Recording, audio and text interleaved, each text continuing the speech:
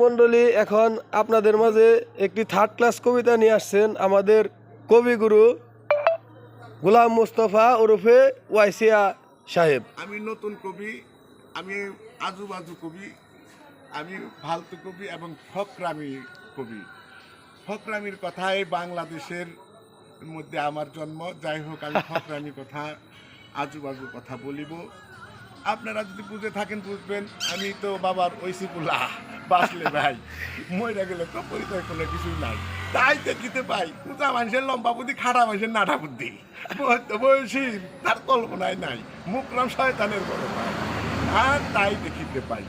আবার শেষ মাস দেখিবে যে হয়ে গেছে বাটপার দিকে বেন্না থেকে মাথায় পাগড়ি, গলায় পইতে, হাতে হারিকেন পাশায় বাস।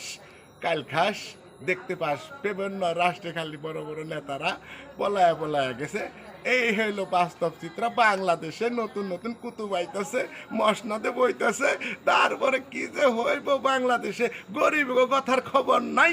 আমরা ওই সেগুলা বাঁচলে ভাই গরিব দুহাই দিয়ে সকলের মসনদে যাই, সংসদে যাই, কথা বড় বড় সুন্দর সুন্দর কথাবার্তা বলে আমাদেরকে ভুলিয়ে রাখে, কলা ঝুলিয়ে রাখে আমাদেরকে ঋণ নিয়ে জাতীয় ঋণ গ্রহণ করে আমাদেরকে ঋণের চাপে ফেলে দিয়েছে।